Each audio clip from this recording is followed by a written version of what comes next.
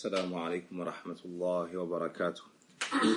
الحمد لله نحمده ونستعينه ونستغفره ونعوذ بالله من شرور أنفسنا ومن سيئات أعمالنا من يهده الله فلا مضل له ومن يضلل فلا هادي له وأشهد أن لا إله إلا الله وحده لا شريك له وأشهد أن محمدا عبده ورسوله يا أيها الذين آمنوا اتقوا الله حق تقاته ولا تموتن إلا وأنتم مسلمون يا أيها الناس اتقوا ربكم الذي خلقكم من نفس واحدة وخلق منها زوجها وبث منهما رجالا كثيرا ونساء واتقوا الله الذي تساءلون به والأرحام إن الله كان عليكم رقيبا يا أيها الذين آمنوا اتقوا الله وقولوا قولا سديدا يصلح لكم أعمالكم ويغفر لكم ذنوبكم ومن يطع الله ورسوله فقد فاز فوزا عظيما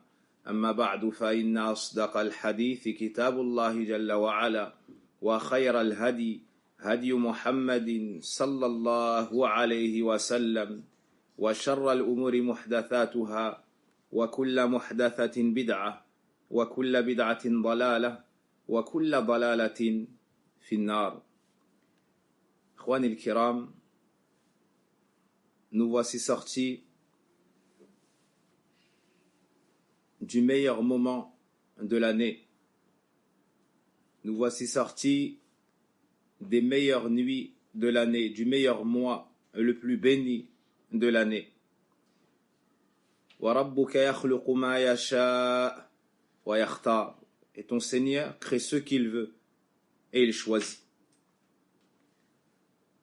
Ce mois béni qui s'est écoulé, qui s'est en allé, était un mois rempli de bonnes œuvres, des jours remplis de splendeur et des nuits remplies de bonheur. Cela de par la bénédiction qu'Allah subhanahu wa ta'ala a mis dans ce mois et ces moments, cela de par le comportement des croyants, cela de par les bonnes œuvres qui ont été faites durant ces instants. Shahru Ramadan alladhi unzila fihi al-Qur'an. Ce mois passé était le mois de Ramadan. Ce mois béni durant lequel le Coran a été révélé. Et durant le mois de Ramadan, le cœur du croyant se remplit de joie. Il se remplit de joie car lui-même est enclin à se diriger vers Allah subhanahu wa ta'ala. Son adoration, son obéissance. Il se concurrence avec ses frères fillah dans les bonnes œuvres. Il s'entraide dans les bonnes actions. Son cœur se remplit de joie de par ce qu'il voit également autour de lui, dans son foyer ou à l'extérieur, chez ses voisins ou autre part. Il voit l'ensemble des croyants du monde se diriger vers leur Seigneur, se concurrencer vers les bonnes œuvres. Il augmente obéissance à son obéissance. Il ajoute rapidité à sa rapidité à répondre aux ordres d'Allah subhanahu wa ta'ala et de son messager. Il se réjouit de par la multitude des portes de bien qu'il voit ouvertes et la multitude de croyants qui y entrent. Et lui le premier. Son cœur se remplit de joie pour tout cela. Mais il nous faut nous rappeler une chose extrêmement importante.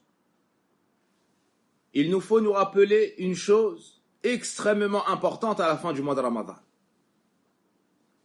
Qui est que si le mois de Ramadan, lui, s'est terminé, si le mois de Ramadan, lui, s'en est allé, l'adoration d'Allah subhanahu wa ta'ala, le premier et le dernier, le Seigneur des mondes, notre Créateur et pourvoyeur, cette adoration-là ne s'arrête qu'avec la mort du croyant.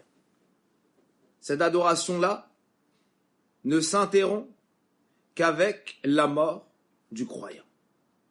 Car certes, le croyant n'adore pas le mois de Ramadan, mais il adore le Seigneur du mois de Ramadan. Et le Seigneur du mois de Ramadan, c'est également le Seigneur du mois de Shawwal, le mois dans lequel nous sommes désormais. Ainsi, il se doit d'observer la constance et la droiture. La constance et la droiture. Son œuvre ne s'interrompt que lorsqu'on lui retire son âme. Et ça, c'est un principe qu'on doit assimiler, comprendre, et duquel doit découler la constance, la continuité et la régularité. Allah subhanahu wa ta'ala nous dit à cet effet dans son livre, dans Surat al-Hijr, وَعْبُدْ رَبَّكَ حَتَّى يَأْتِيَكَ الْيَقِينَ. Et adore ton Seigneur jusqu'à ce que la certitude te vienne. Les exégètes du Coran ont dit la certitude dans ce verset, c'est-à-dire la mort. C'est-à-dire sois constant et régulier dans l'adoration d'Allah Azza wa Jal jusqu'à ton dernier souffle. Jusqu'à ton dernier souffle. Ce qui t'est donc demandé, c'est la régularité et la constance tant qu'il y a de la vie en toi. Allah subhanahu wa ta'ala nous dit à cet effet dans Surat Al-Imran, Ya ayyuhalladhina amanu taqullaha haqqa tuqatih wa la tamutunna illa wa antum muslimun. Ô vous qui avez cru, craignez Allah véritablement et veillez à ne mourir qu'en pleine soumission. Et nous savons tous que le moment de notre mort n'est su de personne, si ce n'est d'Allah subhanahu wa ta'ala. Si ce n'est d'Allah subhanahu wa ta'ala, le Seigneur des mondes, celui qui nous a créés et celui qui nous connaît, qui sait quand nous allons naître, qui sait ce que nous allons faire durant notre vie et qui sait à quel moment nous décéderons, où et dans quelles conditions. Seul Allah Azza wa Jal sait cela. Quant à nous, on ne sait pas quand est-ce qu'on mourra. Donc, on doit se tenir prêt à tout instant, en étant sur le chemin d'Allah subhanahu wa ta'ala. وَأَنَّ هَذَا صِرَاطِي مُسْتَقِيمًا فَاتَّبِعُوهُ. Et voici mon chemin droit dans toute sa rectitude, suivez-le. Ça n'est qu'ainsi que tu pourras concrétiser l'essence voulue dans ce verset. C'est en te préparant à chaque instant, à chaque moment. Ainsi, lorsque la mort te viendra, tu seras sur le chemin droit, sur l'islam, insha'Allahu ta'ala.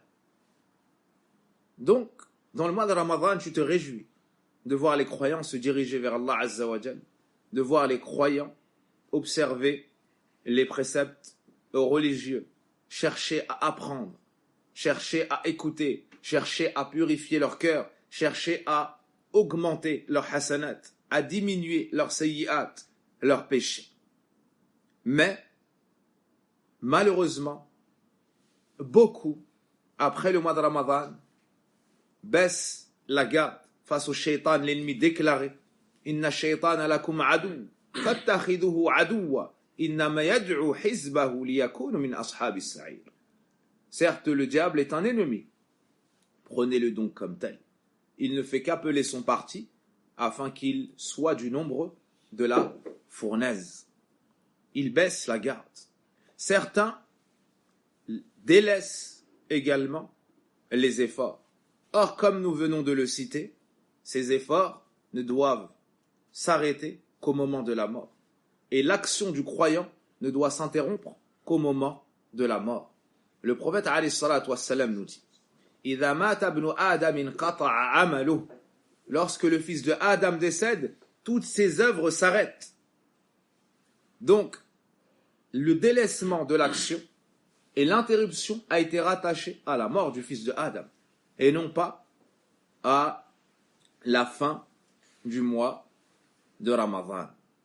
Ainsi, on se rappelle mutuellement que le Seigneur de l'ensemble des mois est unique, que le Seigneur de l'ensemble du temps est unique. C'est Allah subhanahu wa ta'ala. Et ce Seigneur nous a ordonné de le craindre et de lui obéir de tout temps, en toute époque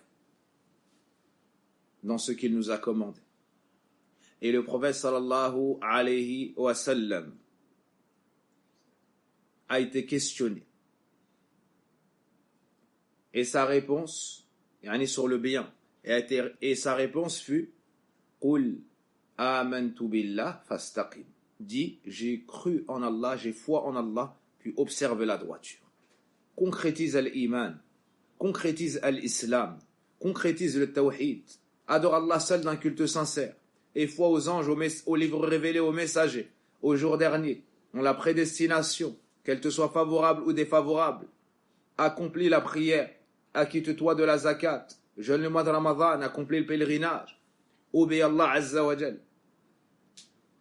Et istaqim, reste constant sur cela.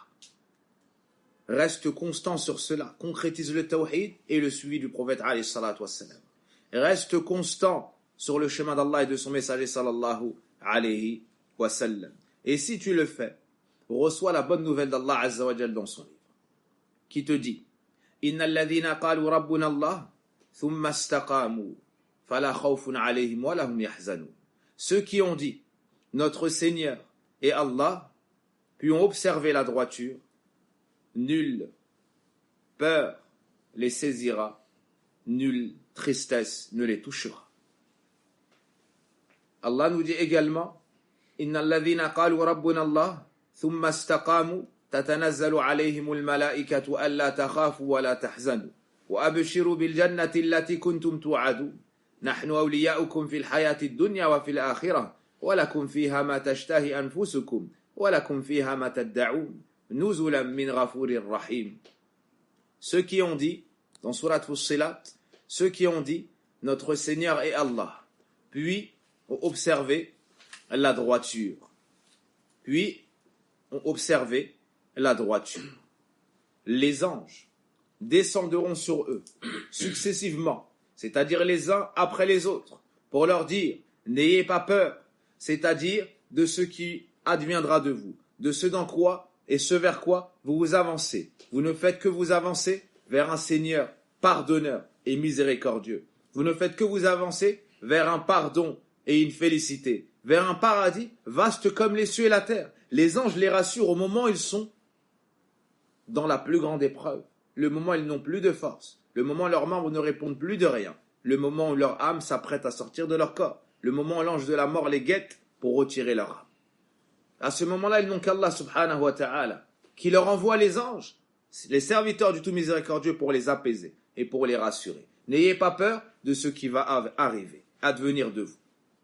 Et ne soyez pas tristes pour ce que vous laissez derrière vous, femmes, enfants, proches, amis, et ainsi de suite. C'est Allah Azza wa Jal qui en sera le garant. C'est Allah qui va les préserver, tout comme de votre vivant. C'est Allah qui va leur donner leur subsistance, tout comme de votre vivant. C'est Allah qui les préservera, tout comme de votre vivant. On rassure le croyant. On rassure le croyant. Allah takhafu wa la tahzanu. Puis on leur annonce la plus grande des nouvelles. Wa abshiru bil jannati allati kuntum tu'adun. Et recevez la bonne nouvelle du paradis qui vous était promis. Nahnu awliya'ukum fil hayati dunya. Nous sommes vos alliés dans ce bas monde et dans l'au-delà. Les croyants sont tous les alliés les uns des autres, même si l'espèce diffère. Même si l'espèce diffère, les anges sont les alliés des croyants parmi les enfants de Adam. Et ils invoquent en faveur du fils de Adam et de la fille de Hawa. Ils demandent le pardon pour eux, comme dans Surat Ghafir. Et ils font dua pour eux, comme dans beaucoup de hadiths. Nahnu awliya'ukum fil hayati dunya wa fil akhirah. Et dans l'au-delà. Wa lakum fiha ma tashtahi anfusukum. Vous aurez tout ce que vous souhaitez. Wa lakum fiha ma tad'un. Nuzulan min ghafurir rahim. Ça, c'est la bonne nouvelle. Faite au moment où le croyant décède. Celui qui était sur le tawhid, celui qui était sur la droiture, celui qui était sur la constance. Voici la bonne nouvelle. Et cela nous appelle à étudier ce qu'est l'istiqama, à étudier les causes qui nous amènent à l'istiqama, à la droiture, à la régularité, à la constance. Cela nous amène à nous questionner sur ce qui doit être préservé et ce dans quoi on doit être constant. Et cela passe par l'étude de la science. Cela passe par la connaissance. Cela passe par la recherche et le questionnement. En sortant du mois de Ramadan, des actions se sont interrompues. Le jeûne du mois de Ramadan, Salatul Tarawih en groupe, la sadaqa dans le mois de Ramadan. Quant à l'adoration d'Allah Azza wa Jal, elle, comme on l'a dit et on le répète, elle ne s'arrête et ne s'interrompt qu'à la mort du fils de Adam. Allah Azza wa Jal veut de toi l'adoration. Parfois de manière absolue. Tu fais du dhikr, subhanallah, walhamdulillah, wa la ilaha illallah, wallahu akbar. Tu fais des nawafil, des prières, tu fais des sadaqat. Et parfois de manière spécifique, à des moments précis, dans des endroits précis, comme la prière en groupe. Comme la prière en groupe. Comme le jeûne de Ayyamul Bid, le 13, le 14 et le 15 de chaque mois. Comme le jeûne du lundi et du jeudi. Naam. Et ainsi de suite. Il y a des adorations qui sont rattachées à des moments, à des mois, comme le jeûne du mois de Muharram, comme le jeûne de la plupart du mois de Sha'ban. Il y a des adorations qui sont laissées de manière absolue ainsi. Tu peux redoubler d'efforts et te rapprocher davantage d'Allah subhanahu wa ta'ala. Ainsi, le jeûne du mois de Ramadan s'est arrêté. Mais le jeûne, de manière générale et spécifique, reste légiféré et recommandé. Le prophète sallallahu alayhi wa sallam nous dit Thalathun min kulli shahr. 3 jours de chaque mois. 3 jours de chaque mois. Le 13, le 14 et le 15, c'est-à-dire Ayyamul Bid. Naam, le prophète alayhi salatu wa sallam encourageait à jeûner 3 jours par mois. Et plus spécifiquement et particulièrement, Ayyamul Bid, les jours de pleine lune, le 13e jour, le 14e jour et le 15e jour. Il nous dit Thalathun min kulli shahr. 3 jours de chaque mois. Wa Ramadanu ila Ramadan. Et de Ramadan à Ramadan. Fahadha siyamud dahr. Ceci sera compté comme le jeûne continu. Celui qui jeûne Ramadan et qui rajoute 3 jours par mois, on lui donnera la récompense comme s'il avait toujours jeûné. Rapporté par l'imam Muslim. Aussi Abu Hurayrata radiyallahu anhu nous dit Awsani Khalili bi thalath. Mon bien-aimé, et plus encore, m'a recommandé 3 choses. Et parmi ces 3 choses, Siyamu thalathati ayyam min kulli shahr. Le jeûne de 3 jours, et cela chaque mois. Il y a également le jeûne du lundi et du jeudi, particulièrement. Aïcha radiallahu anha nous dit que le prophète alayhi salatu wassalam a été questionné au sujet du jeûne du lundi et du jeudi. Et il a dit, ce sont les jours durant lesquels les actions sont présentées au tout miséricordieux et j'aime à ce qu'on me présente, à ce qu'on présente mes actions en état de jeûne. Et il a dit, concernant le lundi, Dhaka yawmun wulidtu fihi. Voici un jour dans lequel je suis né. Quoi qu'il en soit, on nous encourage à jeûner le lundi et le jeudi. On t'encourage également le jeûne du mois de Muharram. Le jeûne du mois de Muharram, autant que possible. On t'encourage aussi à jeûner la plupart du mois de Sha'ban. Ainsi, tu vois clairement que si le mois de Ramadan est parti, l'adoration que tu faisais durant le mois de Ramadan, as-siyam, elle n'est pas terminée. Dans les adorations, il y a des piliers, des obligations. Le jeûne du mois de Ramadan en fait partie. Mais il y a également des actes recommandés et très considérés. Et parmi ceux-là, le jeûne des autres jours de l'année. Une remarque que tu dois prendre en considération est que quand tu souhaites jeûner un jour non obligatoire, ne jeûne pas seul le vendredi. Si tu veux jeûner le vendredi, il te faudra jeûner avec le jeudi ou le samedi. Car l'épouse du prophète alayhi salatu wassalam a jeûné le vendredi. Il lui a dit Asumti yawman qabla. Est-ce que tu as jeûné la veille Elle lui a dit non. Il lui a dit, est-ce que tu vas jeûner demain? Elle a dit non. Il lui a dit, aftiri idhan, alors romps ton jeûne. Les savants ont tiré de cela que celui qui souhaitait jeûner le vendredi, ça lui était seul détestable. C'est détestable de jeûner le vendredi tout seul. Et celui qui veut le jeûner, en ayant pleinement la récompense à la recherche de l'agrément d'Allah Azza wa Jal, il devra jeûner jeudi et vendredi.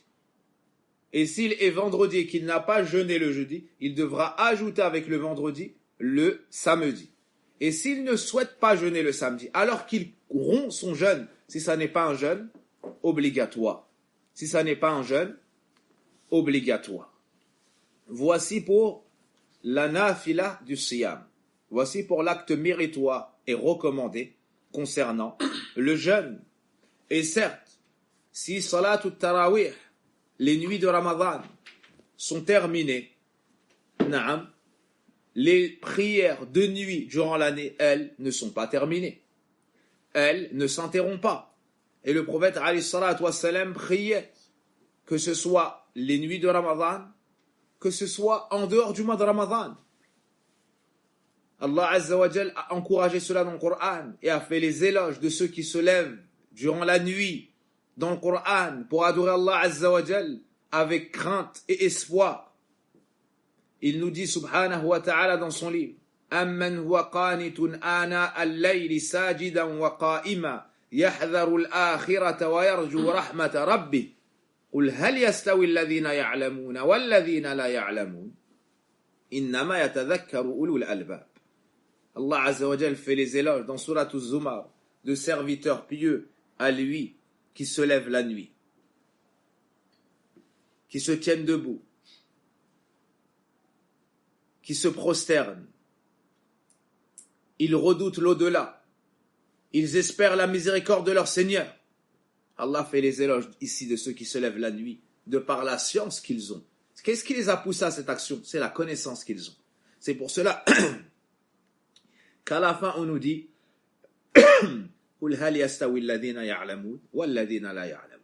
Dis, sont-ils égaux ceux qui savent et ceux qui ne savent pas? Ici il y a le mérite de la science et des gens de science. Cette science-là les pousse à adorer Allah Azza wa Jal plus que les autres. Plus que les autres. Et à se lever la nuit par crainte et espoir de ce qu'ils ont connu. Allah subhanahu wa ta'ala nous dit également Tatajafa junubuhum anil madaji'i yad'una rabbahum khawfan wa tama'a wa mimma razaqnahum yunfiqun. Dans Surat As-Sajdah, si je ne me trompe pas, leurs flancs s'arrachent de leur lit. Ils invoquent leur Seigneur avec crainte et désir. Ça, c'est l'attitude du croyant. Il se lève la nuit, de par ce qu'il a su comme grande grâce et miséricorde, récompense, pardon et paradis auprès d'Allah. Il l'adore, sincèrement à la recherche de son agrément. Mais également, il craint pour ses péchés. Il craint le châtiment d'Allah et sa menace. Il craint de ne pas être accepté chez Allah subhanahu wa ta'ala à cause de ses fautes. Alors il reste toujours entre la crainte et l'espoir. Toujours entre le désir et la peur. C'est ainsi qu'Allah Azza wa Jal a vanté le mérite des serviteurs du tout miséricordieux. وَعِبَادُ الرَّحْمَنِ الَّذِينَ يَمْشُونَ عَلَى الْأَرْضِ هَوْنًا وَإِذَا خَاطَبَهُمُ الْجَاهِلُونَ قَالُوا سَلَامًا. Ici Allah Azza wa Jal à la fin de Surat Al-Furqan nous décrit les serviteurs qui ont la foi, une foi très haute, les serviteurs particuliers du tout miséricordieux.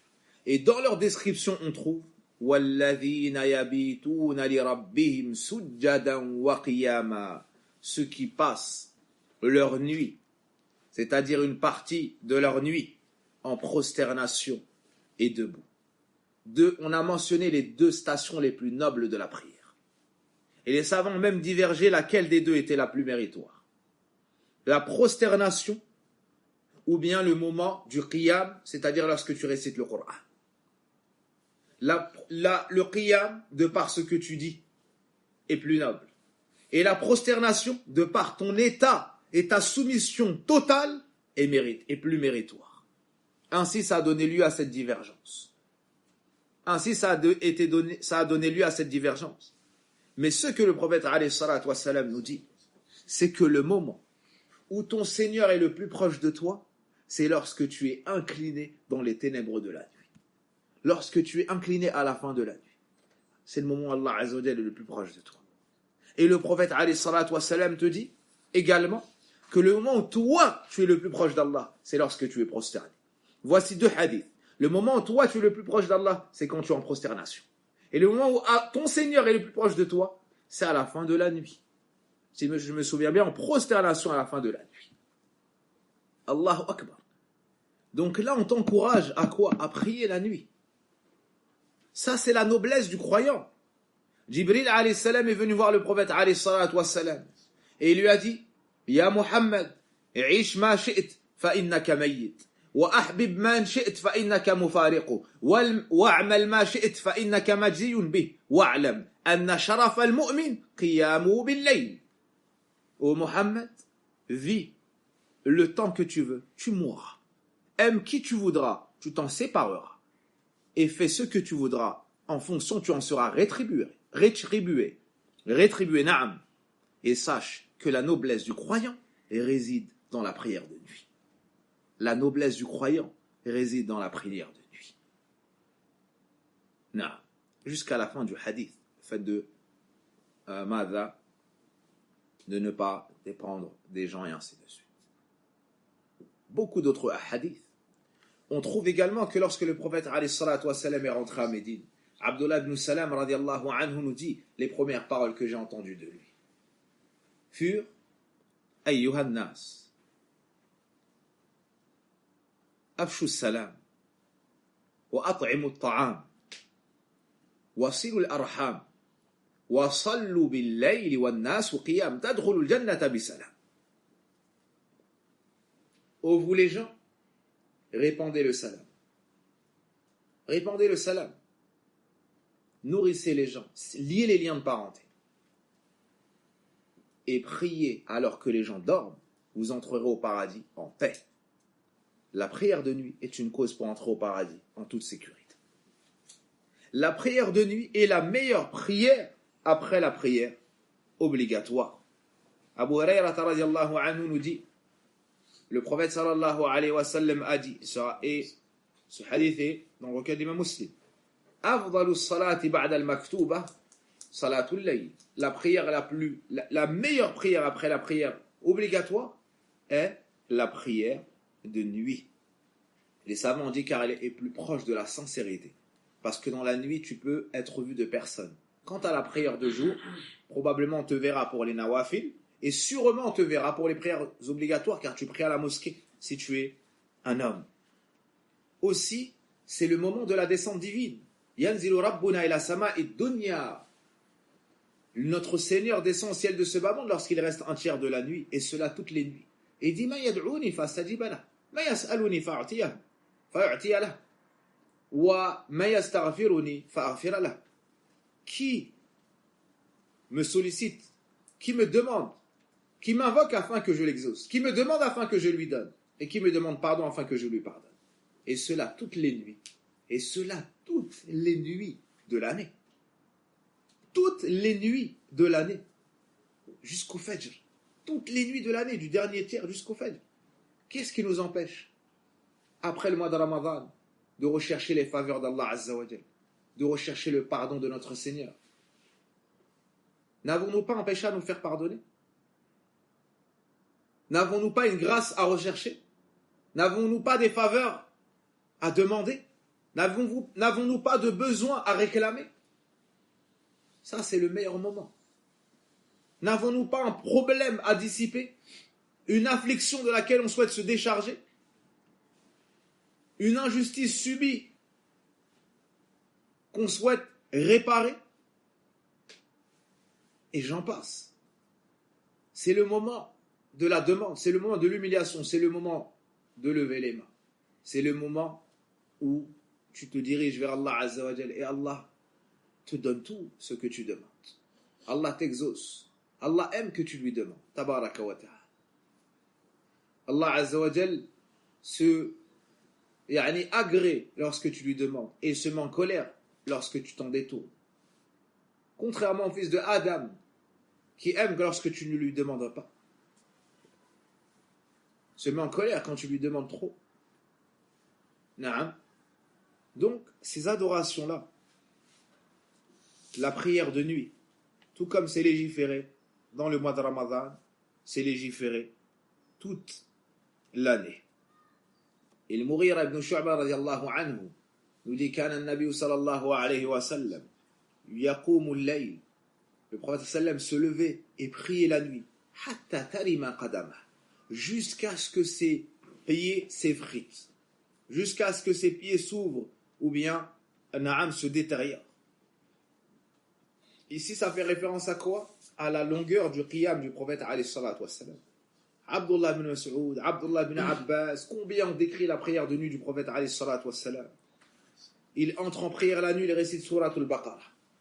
Il se dit, il va se prosterner après 100 versets. Il continue. Il se dit, il va se prosterner après 100 versets. Il continue encore. Il finit la surah, il se dit, il va se prosterner, il continue encore. Ali Imran, puis An-Nisa. Sallallahu alayhi wa sallam. A'badun nas. Wa aqwahum. Le plus pieux, celui qui adorait le plus Allah Azza wa Jal, celui qui le connaissait le plus fort des hommes, sallallahu alayhi wa sallam. Dans Salat al-Tarawih, lorsque les gens sont derrière l'imam et qu'il récite un quart de hizb, yani 2 pages en une raka'a, ils trouvent que c'est long et lui demandent de réciter plus vite. Et ils se plaignent peut-être. Allahu Akbar. Ce qui fait un tarawih en tout et pour tout de environ 1h10, 15 en ayant récité 20 pages de Coran. En ayant récité 20 pages de Coran.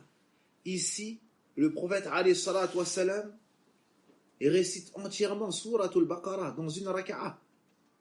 Près de 5 hizb en une raka'a. Puis il rajoute Ali Imran. Puis il rajoute An-Nisa. Sans finir An-Nisa, tu dépasses 10 hizb. 100 pages. Et tu n'as pas fini Surat An-Nisa. 100 pages. C'est-à-dire 5 jours, plus de 5 jours de Tarawih. Le prophète fait ça en une raka'a. Et il prend son plaisir dans cela. Et il atteint cette plénitude dans l'adoration d'Allah Azza wa Jal. Et il connaît sa splendeur. Non, ce n'est pas une adoration subie. C'est une adoration recherchée. C'est une adoration plaisante. C'est le délice de la foi. C'est le goût de la foi qui est trouvé et qui est recherché.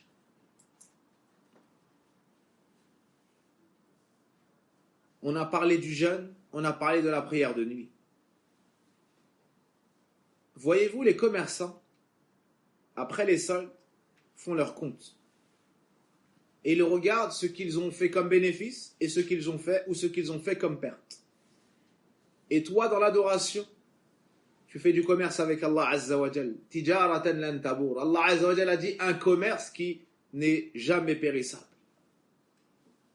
Hal adullukum ala tijaratin. Ne vais-je pas vous guider vers un commerce? L'adoration d'Allah Azza wa Jal a été appelée un commerce avec Allah dans le Coran. Donc tu dois faire tes comptes après Ramadan. Et regarder, est-ce que tu fais partie de ceux qui ont fait du bénéfice, un peu ou beaucoup, ou est-ce que tu fais partie de ceux qui ont fait des pertes, un peu ou beaucoup. Et les deux parties ont des signes clairs et explicites qui ne trompent pas. Quant à ceux qui ont réussi leur commerce avec Allah, ont fait du bénéfice, leurs signes sont les suivants. Ziyadatul istiqama ou l'istiqama. Premièrement, la droiture s'il ne l'était pas. Et l'augmentation de la droiture s'il l'était déjà. Deuxièmement, azamatur raghbati fi ta'atillah. Le désir immense d'obéir à Allah Azza wa Jal et de chercher les actes pour le satisfaire. C'est-à-dire qu'il ne tient pas en place, il veut agir. Comme il était dans Ramadan, il ressent un manque. il demande qu'est-ce que je peux faire pour garder ce niveau, ce délice auquel j'ai goûté, ce goût que j'ai pu palper, que j'ai pu atteindre, duquel j'ai pu me délecter. Il demande, il recherche, il a un désir, il ressent en lui cette guidée, cet entrain qui le dirige vers les bonnes œuvres. Ça, c'est un signe qui ne trompe pas. Ça, c'est un signe qui ne trompe pas. Ajoutez à cela un troisième point. C'est la répulsion face au péché. C'est le dégoût du péché. Tout comme il a un désir ardent d'aller vers l'obéissance d'Allah Azza wa Jal, il est récalcitrant face au péché. Un dégoût, il le ressent comme le goût sur sa langue. Comme il ressent le goût sur sa langue.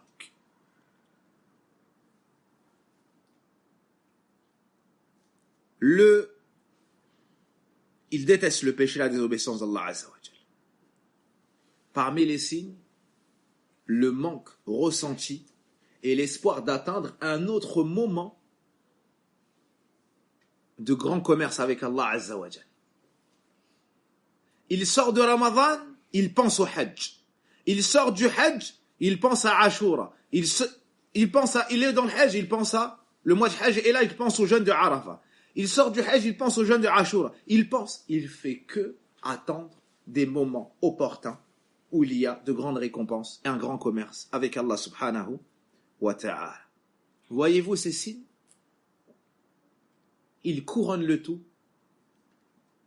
avec la joie d'avoir adoré Allah Azza wa Jal, le repentir pour ne pas avoir fait comme il se devait, et troisièmement, la peur qu'Allah n'accepte pas de lui. Trois choses, retenez-les. Al-farah, la joie d'avoir pu atteindre ce mois, compléter ce mois, d'avoir adoré Allah Azza wa Jal dans ce mois. À cet effet, Allah nous dit dans le Coran, قُلْ بِفَضْلِ اللَّهِ وَبِرَحْمَتِهِ فَبِذَلِكَ فَلْيَفْرَحُوا وَخَيْرٌ مِّمَّا يَجْمَعُونَ. Dit, par la grâce d'Allah et sa miséricorde, c'est-à-dire de par le Coran et par l'Islam, de cela qu'ils se réjouissent. Te réjouir de tes bonnes œuvres ne va pas à l'encontre de la sincérité. Tu te réjouis parce qu'Allah t'a aidé, t'a assisté, t'a réussi à faire l'action, t'es content. Tu ressens cette joie dans ton cœur. T'as jeûné, t'as prié, t'as fait des sadaqat, t'as fait du bien, t'as délaissé le mal, t'es content. Parce que tu as été un serviteur d'Allah Azza wa Jal réellement, véritablement, tu te réjouis de ça. Parce que t'as réussi à faire ce qu'Allah a voulu de toi. Parce que Allah t'a choisi toi et pas l'autre. Tu te réjouis de ça. Ton cœur bouge dans tous les sens dans ta poitrine. Tu te réjouis, tu es content. Le mois de Ramadan est passé et j'ai jeûné. Et j'ai prié. Et j'ai adoré Allah Azza wa Jal. Allah m'a aidé, m'a assisté. Tout cela grâce à Allah Azza wa Jal. Tu te réjouis. De cela qu'ils se réjouissent, Allah nous dit dans le Coran. C'est bien meilleur que ce qu'ils peuvent amasser, c'est-à-dire comme richesse mondaine. La deuxième chose, c'est qu'après avoir fait tes comptes, tu verras que chaque jour et chaque nuit, tu as eu des imperfections et des lacunes. Tu as commis des fautes. Alors tu demandes pardon à Allah Azza wa Jal. Tu fais beaucoup d'istighfar, beaucoup de tawbah. Comme il a été légiféré pour la fin de beaucoup d'œuvres. À la fin de la prière, tu dis 3 fois astaghfirullah, astaghfirullah, astaghfirullah. Au hajj, beaucoup d'istighfar, de tawbah, et ainsi de suite. Et le Rasul a fini sa noble vie remplie d'adoration avec Rabbighfir warham wa alhiqni fil rafiqil a'la. Rasul a fini sa noble vie avec l'istighfar. Rempli de hasanat pourtant. Éloigné de tout péché pourtant. Et la troisième chose, c'est la peur qu'Allah n'accepte pas de toi. Parce qu'Allah dit dans le Coran, innama yataqabbalu Allahu minal muttaqin. Certes, Allah n'accepte que des gens pieux. C'est-à-dire des gens qui ont été pieux au moment de l'œuvre, qui ont été sincères envers Allah et en conformité avec la sunna du prophète alayhi salatu wassalam. C'est pour ça que certains parmi les pieux prédécesseurs, comme Fadala et autres, disaient de savoir qu'Allah accepte de moi le poids d'une petite fourmi de bonne œuvre, mais préférable à ce bas monde et tout ce qu'il a en faire. Allahu Akbar. Et d'autres disaient, si j'avais su qu'Allah avait accepté de moi, ne serait-ce qu'une prosternation, j'aurais espéré la mort. Car Allah dit, il n'accepte que des gens pieux. Allah nous dit dans le Coran, ceux qui dépensent de ce qu'ils dépensent, alors que leurs cœurs sont pleins d'effroi à l'idée de retourner vers leur Seigneur. Aïcha radiallahu anha dit, Ya Rasulallah, ce sont les gens qui pêchent, ce sont les gens qui volent, boivent de l'alcool, commettent la fornication et tel péché. Il lui a dit, la yabnata siddiq. Il lui a dit, non, ô toi la fille du très véridique. Mais ce sont plutôt les gens qui prient, qui jeûnent, qui font des aumônes, mais ils ont peur qu'Allah n'accepte pas d'eux. Allahu Akbar. La description de la peur du verset a laissé entendre à Aïcha radiallahu anha, cette femme savante, qu'il s'agissait ici de pécheurs, quand elle a vu leur peur dans le verset. Rasim lui a dit non, c'est la peur des gens pieux ici. C'est la peur des gens pieux qui ont fait des bonnes œuvres, qui ont parfait leurs bonnes œuvres, mais ils connaissent Allah. Alors ils ont peur. Ils connaissent de la perfection d'Allah. Alors ils ont peur. Ils savent la perfection qu'Allah mérite, du moins. Alors ils ont peur qu'Allah n'accepte pas de leurs œuvres. Parce qu'ils connaissent leurs péchés, ils connaissent leurs lacunes, ils connaissent leurs imperfections. Ils ont peur qu'Allah rejette leurs bonnes œuvres de par leurs péchés passés. Ils ont peur d'être rattrapés aussi par le livre. وَإِنَّ الرَّجُلَ يَعْمَلُ بِعَمَلِ أَهْلِ الْجَنَّةِ حَتَّى مَا يَكُونُ بَيْنَهُ وَبَيْنَهَا إِلَّا ذِرَاعٌ فَيَسْبِقُ عَلَيْهِ الْكِتَابُ فَيَعْمَلُ بِعَمَلِ أَهْلِ النَّارِ فَيَدْخُلُهَا. Et certes, l'homme fait les actions des gens du paradis, jusqu'à ce qu'il ne reste entre lui et l'entrée au paradis qu'un empan ou qu'une coudée. Son livre le rattrape, le destin, ce qu'Allah a su de lui, ce qu'Allah lui inscrit dans les tablettes préservées. Alors son livre le rattrape, le destin. Il se met à faire les actions des habitants de l'enfer, et il finit par y entrer. C'est pour cela qu'on ne doit pas se sentir à l'abri du châtiment d'Allah. C'est pour ça qu'on doit avoir peur qu'Allah n'accepte pas nos œuvres. On doit se rappeler de nos péchés passés. On doit se demander, est-ce qu'on s'est repenti de nos péchés? Comment est-ce qu'on a jeûné? Qu'est-ce qu'on a fait dans ce mois? Et qu'est-ce qu'on a fait avant? On doit éplucher nos comptes. Sérieusement, plus encore que le commerçant très habilité, le commerçant très proche de son argent, le commerçant très fort dans la comptabilité. Parce que Yom al-Qiyamah, ikhwan el-Kiram, la pesée aura lieu sur la chose la plus minime. La pesée, la balance sera établie le jour du jugement dernier, et c'est c'est d'une manière minutieuse qu'on ne peut imaginer. On nous dit dans le Coran, même si c'est le poids d'une petite fourmi, on va la ramener. Le poids d'une petite fourmi de péché, tu vas le voir sur la balance. Allahu Akbar. Allahu Akbar. C'est quoi le remède? Là, entre la crainte et l'espoir, agis avec ce qui découle de ça. Rajoute des bonnes œuvres et peur qu'on n'accepte pas de toi. Parfait la sincérité, le suivi du messager sallallahu alayhi wa sallam et demande pardon à Allah azza wa jal pour les imperfections. Que ce cœur ne cesse d'être rempli de ces deux choses-là. La crainte et l'espoir. Al-Hasan al-Basri rahimahullah ta'ala disait, les meilleurs d'entre nous, les plus prédécesseurs, unissaient entre ces deux choses-là. L'excellence dans l'œuvre et la peur qu'Allah n'accepte pas d'eux. L'excellence dans l'œuvre et la peur qu'Allah azza wa jal n'accepte pas d'eux. Innama yataqabbalu Allahu min al-muttaqin, car Allah n'accepte que des gens pieux. Et chacun a accusé sa personne. Ibn Mulayka rahimahullah ta'ala disait, j'ai rencontré une 60aine de compagnons du prophète alayhi salatu wassalam. Tous redoutaient pour leur propre personne l'hypocrisie. Allahu Akbar. Ils ont vu le prophète alayhi salatu wassalam. Ils l'ont accompagné. Ils l'ont salué et reçu de lui les invocations. Allahu Akbar. Ils l'ont accompagné, ils l'ont défendu, ils l'ont soutenu. Ils ont été ses ministres et les meilleurs. Les cœurs les plus purs, les actes les plus pieuses. Et malgré ça, ils avaient peur d'être des hypocrites. Allahu Akbar. Personne ne se sentait à l'abri. Personne ne se sent à l'abri si ce n'est l'ignorant. Donc il nous faut étudier ces textes et agir en conséquence.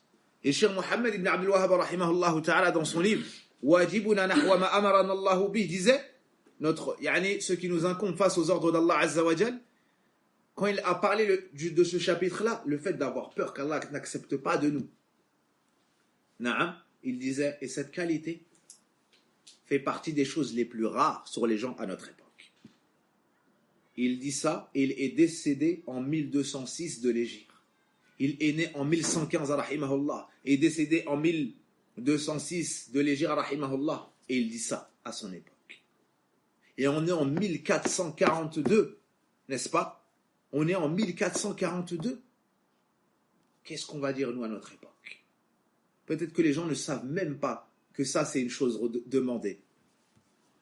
Peut-être qu'ils ne savent même pas que c'est une chose fortement recommandée et demandée. Plutôt exigée.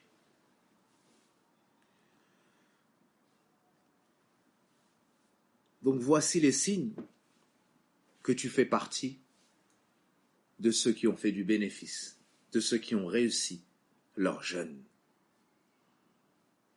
L'apaisement de la poitrine, l'élargissement de la poitrine, l'amour d'Allah, de son messager, sallallahu alayhi wa sallam, l'amour du Coran, l'amour de l'adoration, et de tout ce qui te rapproche d'Allah Azza wa Jal, et des hauts degrés au paradis. Parlons maintenant de ceux qui ont échoué, et essuyé une grande perte.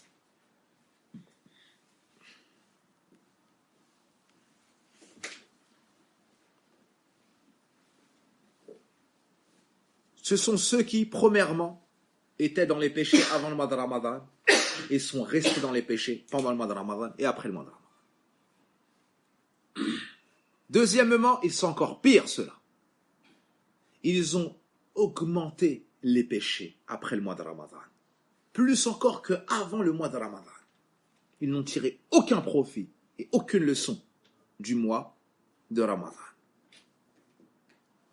Le troisième signe, ils se réjouissent de la fin du mois de Ramadan, pas parce qu'ils ont adoré Allah Azza wa Jal, non, mais parce qu'ils vont pouvoir retourner à leurs péchés qu'ils commettaient avant le mois de Ramadan. Comme ceux qui consommaient des drogues, comme ceux qui commettaient la fornication le jour de journée, comme ceux qui... Ils étaient comme enchaînés pendant le mois de Ramadan, comme les shayatines l'étaient pendant le mois de Ramadan. Une fois que le mois de Ramadan s'arrête, ils se disent, génial, on va pouvoir retourner à la consommation de la cigarette, du cannabis, de la drogue, de films pornographiques, de sites sales et de débauche, parler avec des femmes dans le haram. Ils se disent, génial, je vais pouvoir retrouver la fille de la rue, je vais pouvoir déverser mes passions sur elle, je vais pouvoir contempler les femmes dans le haram, et ainsi de suite. Il est content que le mois de Ramadan s'interrompt. Pourquoi? Parce qu'on l'empêchait de faire dans la journée du mois de Ramadan son semblant et reste de pudeur qui lui restait, ou celui des autres, l'empêchait de faire dans la journée de Ramadan ce qu'il pouvait faire en dehors du mois de Ramadan. Alors il est heureux, il est content, parce qu'il va pouvoir retourner à la fornication, parce qu'il va pouvoir retourner au haram. Ça, c'est un des plus grands signes qu'il a raté son jeûne du mois de Ramadan et qu'il fait partie de ceux qui ont été ruinés dans le mois de Ramadan, très loin du bénéfice, ni même de la stabilité.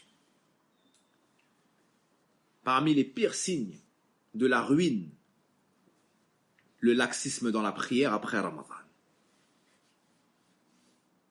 Pire encore, l'abandon de la prière après Ramadan. A'udhu billah. Wallahi, le mu'min,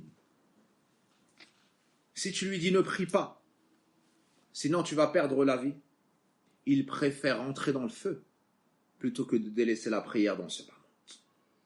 Si tu lui donnes le choix entre garder son islam, sortir des niran dans l'au-delà et rentrer dans le feu, il choisit de rentrer. Yani, si tu lui donnes le choix entre perdre son islam et l'allié qui est Allah Azza wa Jal, soit il rentre dans le feu et choisit le feu. Et ça fait partie des signes du délice de la foi. ثلاث من كنا في وجد بهن حلاوة الإيمان. Trois choses, celui qui les a goûtera aux délices de la foi. أن يكون الله ورسوله أحب إليه مما سواهما ويحب المرء لا يحبه إلا لله وأن يكره أن يعود في الكفر بعد أن أنقذه الله منه كما يكره أن يقذف في النار. Trois choses, celui qui les a goûtera aux délices de la foi. Qu'il aime Allah et son messager plus que tout autre. Qu'il aime son frère et ne l'aime que pour Allah. Et qu'il déteste retourner à la mécréance après qu'Allah l'en ait sauvé, comme il détesterait être jeté dans le feu. Naam. La prière, c'est la prunelle des yeux du croyant. La prière, c'est le lien solide avec son Seigneur Allah tabaraka wa ta'ala. La prière, c'est ce par quoi tu te délectes et tu atteins la plénitude dans ta religion. Il n'y a pas de religion il n'y a pas d'islam sans prière. Il n'y a pas d'islam sans prière. La limite entre nous et eux, c'est la prière. Celui qui la délaisse aura mécru, a dit le prophète alayhi salatu wassalam. Donc si tu vois la personne qui priait avant Ramadan ou pendant Ramadan et après Ramadan elle délaisse la salat, c'est un des pires signes qui nous montre qu'Allah Azza wa Jal lui a jeté son jeûne, lui a rejeté son jeûne, ne l'a pas accepté.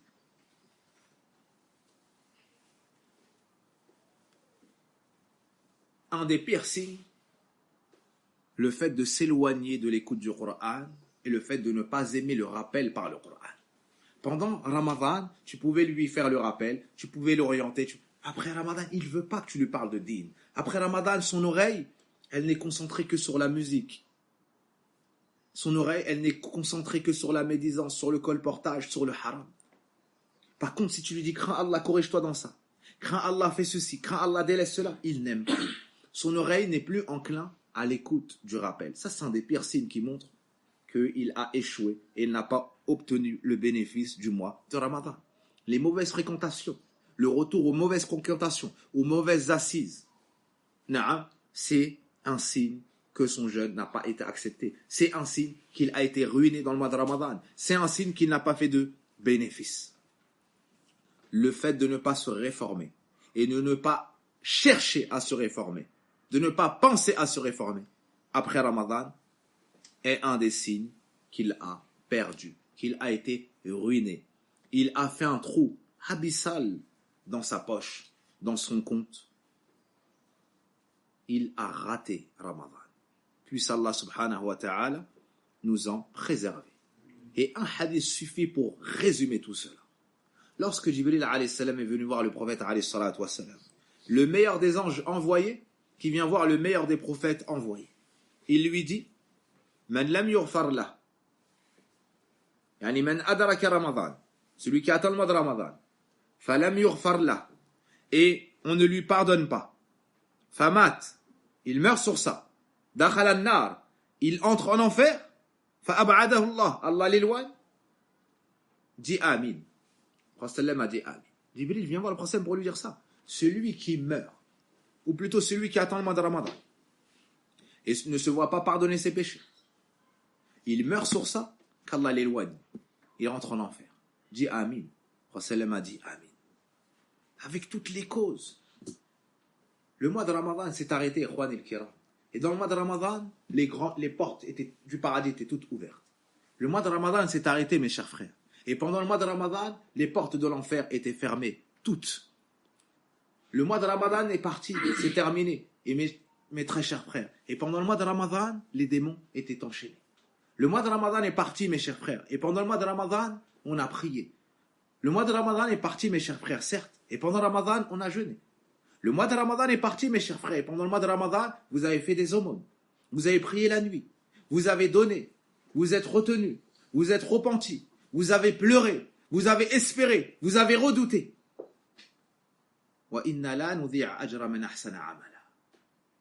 Et recevez la bonne nouvelle qu'Allah Azza wa Jal nous dit, on ne perdra aucune récompense de ceux qui ont bien agi. Tout ce que tu as fait pendant le mois de Ramadan, espère la récompense chez Allah Azza wa Jal. Espère la récompense chez Allah subhanahu wa ta'ala. Et réforme-toi pour l'après-Ramadan. Qui seras-tu donc après le mois de Ramadan? Celui qui a obtenu le bénéfice, celui qui a réussi, celui qui s'est réformé, celui qui a changé, celui qui a évolué, celui qui s'est corrigé. ou alors celui qui a été ruiné, celui qui a perdu, celui qui a été déchu, celui qui a péri. On demande à Allah Azza wa Jal de nous joindre au nombre de ceux qui ont réussi et au nombre de ceux dont le prophète a dit Man sama ramadana imanan wa ihtisaban ghufira lahu ma taqaddama min dhanbi wa man qama ramadana imanan wa ihtisaban ghufira lahu ma taqaddama min dhanbi wa man qama laylatal qadra imanan wa ihtisaban ghufira lahu ma taqaddama min dhanbi. On demande à Allah de nous joindre dans ces trois promesses. Celui qui s'est levé les nuits de Ramadan avec foi et espoir se verra pardonner l'ensemble de ses péchés passés. Celui qui s'est levé la nuit de Laylatul Qadr avec foi et espoir se verra pardonner ses péchés passés. Et celui qui a jeûné le mois de Ramadan avec foi et espoir se verra pardonner ses péchés passés. Un des plus prédécesseurs a dit, il y a des gens dans le mois de Ramadan qui font des efforts et qui obéissent à Allah. Une fois le mois de Ramadan passé, ils retournent à leurs péchés. Ces gens-là ne connaissent leur Seigneur que dans le mois de Ramadan. Quels mauvais serviteurs sont-ils? Quels mauvais serviteurs sont-ils? Et toi, serviteur d'Allah, tu ne dois pas faire partie de ces gens-là. Tu ne dois pas faire partie de ces gens-là. Après le mois de Ramadan, Allah Azza wa Jal nous a ouvert encore une grande porte d'adoration. Et le croyant est celui qui, lorsqu'il sort d'une porte, en cherche une autre. Le prophète sallallahu alayhi wa sallam nous dit comme dans le hadith de Abi Ayyub al-Ansari radiyallahu anhu Man sama Ramadan thumma atba'u sittan min Shawwal kana ka siyam ad-dahr. Le prophète sallam nous dit, comme c'est rapporté par l'imam Muslim, celui qui jeûne le mois de Ramadan puis fait suivre cela de 6 jours de Shawwal aura la récompense comme s'il avait jeûné toute l'année. Les savants expliquent, car quand tu jeûnes un jour, on te donne 10 fois son équivalent. 30 jours, ça te fait 300, ça te fait 10 mois. Il en reste 2. En jeûnant 6 jours, ça te fait 60 jours. Ça fait 2 mois, ça fait 12 mois, ça fait 1 an. Et si tu fais ça tous les ans, ça te fera toute ta vie. Allahu Akbar. Voici la grande récompense que nous annonce ici le prophète alayhi salatu wassalam. Et dès le lendemain du Eid, tu peux commencer le jeûne des 6 jours de Shawwal. Retenez cela, appliquez-le sur vos personnes, encouragez vos familles, encouragez vos proches et propagez cela, afin d'avoir votre récompense et la récompense de tous ceux qui appliqueront cela. Le prophète alayhi salatu wassalam nous dit, celui qui montre une bonne voie à autrui aura la récompense, et la récompense de tous ceux qui le suivront dans cela. Allahu Akbar. Si toi tu fais ça, et tu orientes un frère, tu auras ta récompense et les siennes. Et si tu orientes 10 frères, tes récompenses et les récompenses des 10 autres. Et si ces 10 frères-là en orientent encore 10, les 10 autres et les 10 autres. Wahalumma. Ainsi de suite. Et le jeûne de ces 6 jours renferme de grandes sagesse, comme la récompense d'un jeûne d'une année. Et si tu fais ça tous les ans, d'un jeûne continu toute ta vie, aussi ça vient pallier aux imperfections que tu as eues dans le jeûne de Ramadan, et ça vient aussi à la place de nafila après la prière obligatoire. Naam. Quatrièmement, c'est aussi shukran lillah, c'est une reconnaissance envers Allah Azza wa Jalla, un remerciement de t'avoir permis de jeûner Ramadan. Tu le remercies en ajoutant, parce que parmi les effets et les signes, j'ai oublié ça, parmi les effets et les signes de l'acceptation de l'adoration, c'est l'adoration après. Parmi la récompense et les effets et les signes de l'acceptation de l'adoration, c'est qu'Allah te facilite une autre adoration après l'adoration. Un des signes que tu as réussi Ramadan, c'est de jeûner les 6 jours de Shawwal. Un des signes que tu as été agréé chez Allah Azza wa Jalla dans Ramadan, c'est d'adorer Allah Azza wa Jalla après le mois de Ramadan.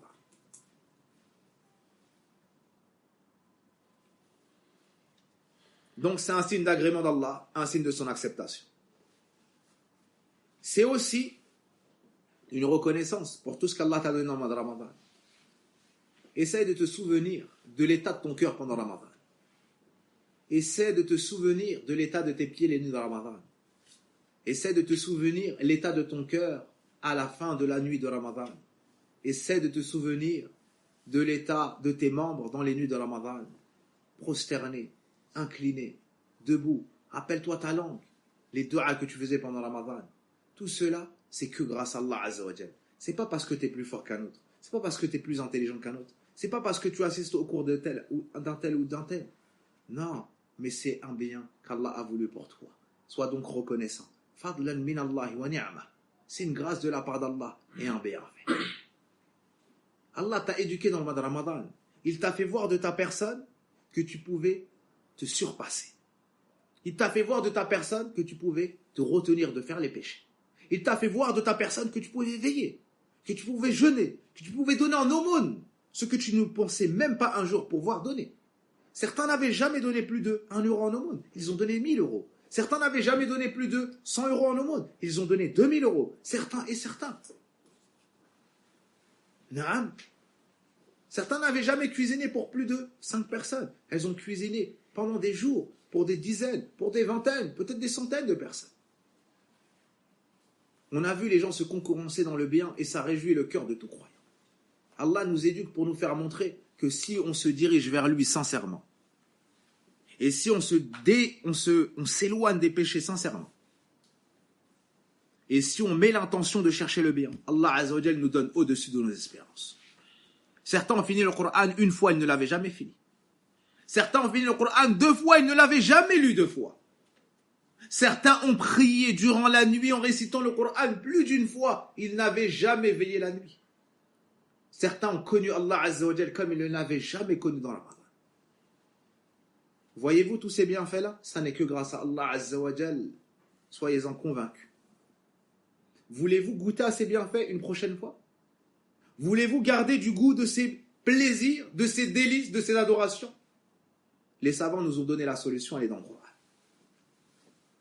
Les savants nous ont donné la solution, elle est dans le Coran. Et je cherche refuge auprès d'Allah Azza wa Jal de venir à vous avec ce par quoi on n'a pas été devancé par les savants.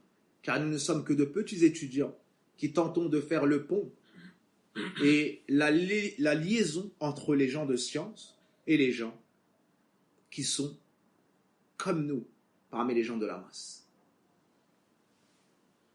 La solution, mes très chers frères bien-aimés, c'est al-shukr, l'adoration de la reconnaissance. Et la preuve, mes très chers frères, elle est dans le Coran. Dans Sourate Ibrahim, وَإِذْ تَأَذَّنَ رَبُّكُمْ لَإِنْ شَكَرْتُمْ لَأَزِيدَنَّكُمْ وَلَإِنْ كَفَرْتُمْ إِنَّ عَذَابِي لَشَدِيدٌ. Et lorsque ton Seigneur proclame, assurément, si vous êtes reconnaissant, je vous ajouterai. Et si vous êtes ingrat, ou si vous mécroyez, certes ma menace ou mon châtiment est terrible, douloureux. Les savants ont tiré de ce verset que la reconnaissance face au bienfait d'Allah, hafidhun jalib. La reconnaissance face au bienfait d'Allah est une protection du bienfait présent, naam, et ça t'attire les bienfaits futurs. Est-ce que c'est compris? Quand tu remercies Allah pour le bienfait, tu remercies Allah pour le jeûne, sois convaincu qu'Allah va te faciliter à jeûner encore. Tu remercies Allah pour la prière de nuit, sois convaincu qu'Allah va te faciliter à prier encore la nuit. Tu as fait des sadaqat, tu l'as remercié pour cela, sois convaincu qu'Allah Azza wa Jal va te rajouter pour cela. Quand tu as prié, quand tu as fait des sadaqat, crois pas que tu as un mérite chez Allah. Quand tu as fait une aumône, crois même pas que tu as un mérite sur le pauvre. Quand on t'a appelé à faire sadaqa, tu l'as fait, crois pas que tu as un mérite sur celui qui t'a appelé. C'est lui qui t'a donné l'opportunité de te rapprocher d'Allah Azza wa Jal. Le pauvre n'est pas dépendant de toi. Que tu fasses ou que tu fasses pas ton action, Allah va lui donner sa subsistance. Sois-en convaincu. Allah Azza wa Jal donne sa subsistance à l'animal qui est au fin fond de la mer, qui est éloigné dans le désert, qui vole dans les cieux et qui est sur la mer. Allah donne la subsistance à l'embryon dans le ventre de sa mère. Le pauvre, quand tu lui as donné, sache qu'Allah Azza wa Jal qui a mis dans ta main pour que tu lui donnes, tu n'es qu'une cause. Mais Allah a voulu t'honorer en faisant en sorte que tu sois la main qui donne et pas la main qui reçoit. Remercie Allah pour cela, il va t'enrichir encore plus, préserver les bienfaits que tu as, et il va te permettre de donner encore plus. Mais n'oublie pas que c'est grâce à Allah que tu as donné, et ça n'est qu'un test, ce que tu as dans ta main. Pour voir comment est-ce que vous allez agir. Pour voir comment est-ce que vous allez agir. Sois donc reconnaissant vers Allah, il va te préserver tous tes bienfaits, et il va t'en augmenter, il va t'en ajouter. Tu veux goûter aux délices de la foi que tu as goûté pendant Ramadan? Sois reconnaissant. Sois reconnaissant. Et ne t'attarde pas à compter trop tes hasanat. Comme Abdullah ibn Saoud ou bien Abdullah ibn Omar disait, comptez plutôt vos péchés, je vous garantis que rien ne se perdra de vos hasanat. Rien ne se perdra de vos hasanat. Al-shukr, c'est quoi? La reconnaissance, c'est pas le simple fait de dire Alhamdulillah avec la langue. Ça en fait partie, certes, mais ça n'est pas le tout. Il faut d'abord avec ton cœur que tu reconnaisses que ce bienfait, c'est grâce à Allah que tu l'as eu et que tu l'as fait. Donc tu augmentes ton amour pour lui. Deuxièmement, tu loues Allah pour ce bienfait. Tu fais ses éloges, tu le remercies. Et troisièmement, tu utilises ses bienfaits à la recherche de son agrément. Il n'y a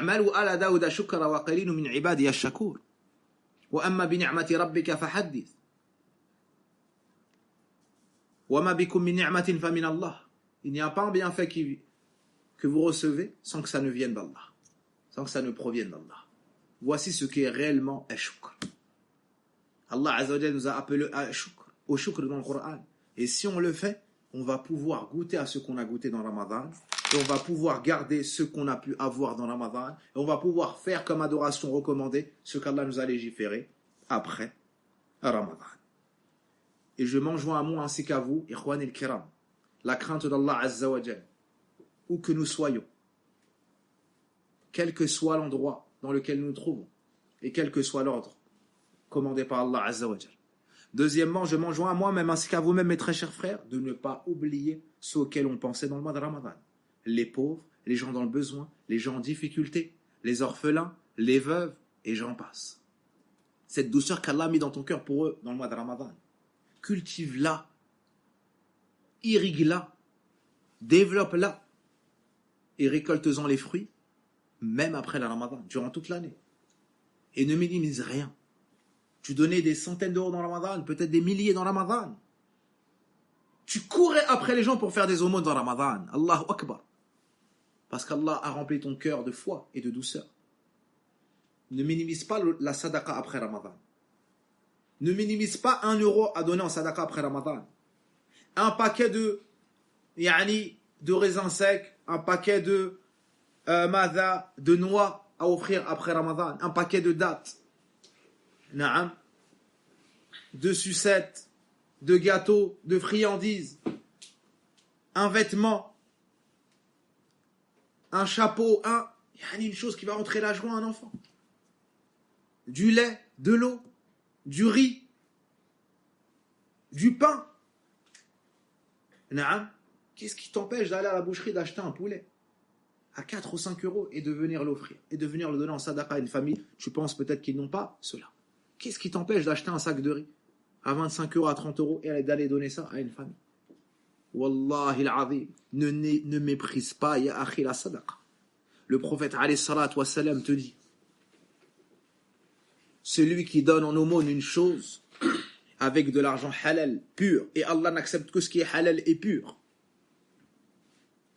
Allah Azza wa Jalla l'accepte avec sa main droite. Et il la grandifie, cette aumône. Et il l'immensifie, même si c'est une seule date, comme jusqu'à la faire devenir grosse, comme une montagne. Allahu Akbar. Comme l'un de vous prend son poulain et l'éduque jusqu'à le faire grandir.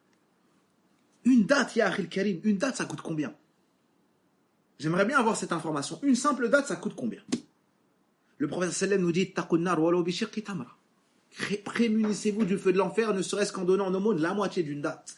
La moitié d'une date, elle affecte ton paradis ou ton enfer. Et tous les jours, fais des sadaqat. Tous les jours. Tous les jours, fais des sadaqat. Pense à tes voisins. Pense à ceux qui sont dans le besoin. Pense aux orphelins. Pense aux veuves. Pense aux gens dans le besoin. Pense à ta famille en premier lieu. La meilleure sadaqa, c'est ce que tu mets dans la bouche de ton épouse, de tes enfants. C'est la meilleure sadaqa. Commençons par tes parents. Pense à ces gens auxquels tu pensais dans le mois de Ramadan si tu veux garder cette douceur. Et ne minimise pas la sadaqa. Il y avait d'autres recommandations. Puisse Allah subhanahu wa ta'ala accepter de nous. La dernière recommandation, c'est de finir ces jours-là et de finir notre vie de manière générale avec beaucoup d'istighfar. Avec beaucoup d'istighfar. En demandant beaucoup pardon à Allah subhanahu wa ta'ala. Parce que quels que soient les efforts fournis, Wallahi alladhi la ilaha ghayru, Allah méritait bien plus que cela. Parce que quels que soient les péchés desquels nous nous sommes repentis, Wallahi alladhi la ilaha ghayruh, il nous en reste beaucoup. Parce que quels que soient les péchés délaissés, Wallahi alladhi la ilaha ghayruh, on en commet de jour comme de nuit. Le prophète alayhi salatu wassalam nous dit Kullu bani Adam khata wa khayru khata'in at-tawwab. Tout fils de Adam est pécheur, et le meilleur de ceux qui pêchent, de ceux qui pêchent est celui qui se repent. Non. On doit demander pardon à Allah quotidiennement. On doit espérer le pardon d'Allah quotidiennement. Et si on fait cela, on n'a plus qu'à espérer le grand pardon d'Allah Azza wa Jal. Wa inni la ghaffar. Allah est le grand pardonneur. Le grand pardonneur. Wa huwa al-ghafur rahim. C'est le grand pardonneur, le très miséricordieux. Quel que soit le péché, ne désespère jamais de la miséricorde d'Allah.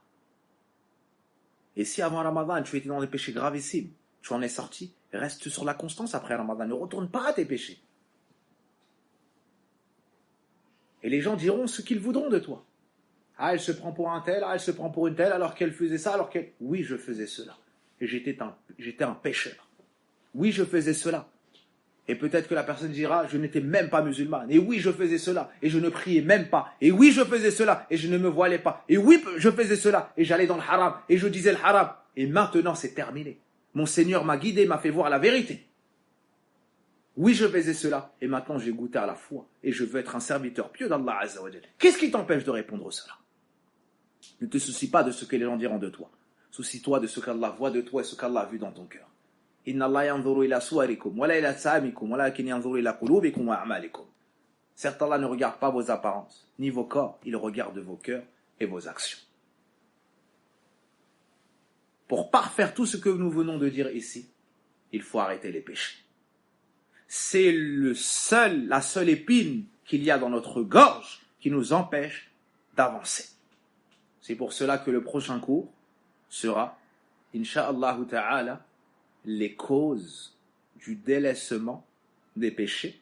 Et ça sera annoncé, Inch'Allah ta'ala, sur le site La Voie Droite. Wallahu a'lam. Wa sallillahumma wa barik ala nabiyyina Muhammadin wa ala alihi wa sahbihi ajma'in. Subhanaka Allahumma wa bihamdik. Ashhadu an la ilaha illa ant. Astaghfiruka wa atubu ilayk. Allahumma taqabbal minna. Allahumma taqabbal minna. Allahumma taqabbal minna.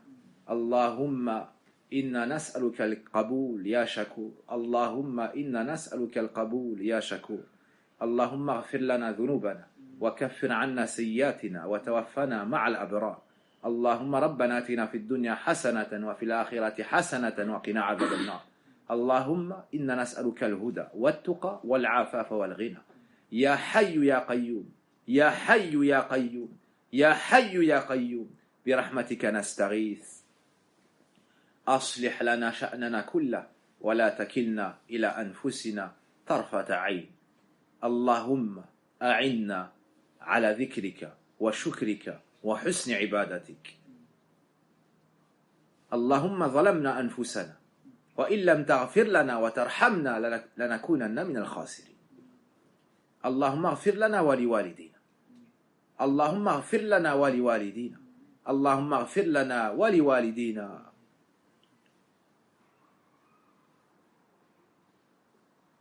اللهم إن بعضنا قد دفن أحب الناس إليهم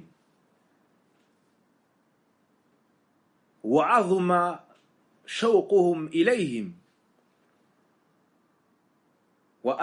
وتألم بمفارقتهم فاللهم اجبر كسرهم والتف بقلوبهم وارحم موتاهم وموتى المسلمين اللهم اغفر لنا ولوالدينا اللهم اغفر لأمهاتنا اللهم اغفر لأمهاتنا اللهم اغفر لأمهاتنا اللهم اشف مرضانا رضى المسلمين اللهم اشف مرضانا رضى المسلمين اللهم اشف مرضانا رضى المسلمين اللهم اصلح ذرياتنا لا يصلحها إلا أنت اللهم اصلح ذرياتنا لا يصلحها إلا أنت اللهم اهدهم اللهم أصلحهم اللهم أصلحهم واهدهم اللهم إنا نسألك الثبات اللهم إنا نسألك الثبات اللهم إنا نسألك الثبات اللهم آت نفوسنا تقواها وزكها أنت خير من زكاها أنت وليها ومولاها اللهم فرج عن إخواننا في فلسطين اللهم فرج عن إخواننا في فلسطين اللهم فرج عن إخواننا في فلسطين اللهم عامل الظلمة بما يستحقون يا عزيز يا قوي اللهم عامل الظلمة بما يستحقون يا قوي يا عزيز سبحانك اللهم وبحمدك أشهد أن لا إله إلا أنت أستغفرك وأتوب إليك والحمد لله رب العالمين